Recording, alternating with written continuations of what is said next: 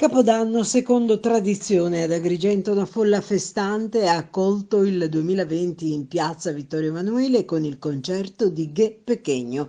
Esperimento riuscito sia per ciò che si è rivelato il gradimento del pubblico che sotto il profilo dell'ordine.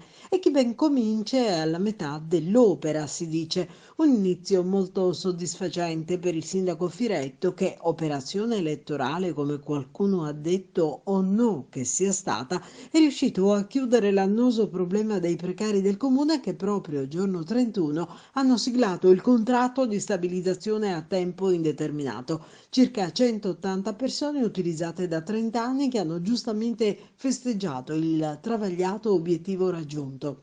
E tra cenoni, riunioni di famiglia, balli, giocate a carte, la notte di San Silvestro è andata via tra immancabili botti, qualche episodio di cronaca, dai feriti per le esplosioni dei fuochi d'artificio ad un pestaggio di un giovane all'uscita di una discoteca al villaggio Mosè, ancora un'aggressione al Viale della Vittoria, un uomo che ha accusato malore in via Crispi ed è stato soccorso dagli uomini delle volanti della polizia.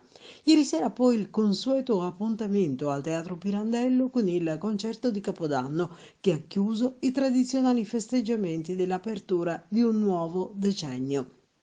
Ed eccolo, il 2020, tutto da vivere con grandi attese ed appuntamenti tra i quali i 2600 anni di storia della città. Un nuovo anno che si spera sia portatore di novità e benessere per tutti e sul quale puntiamo sperando sia più fortunato di quello trascorso.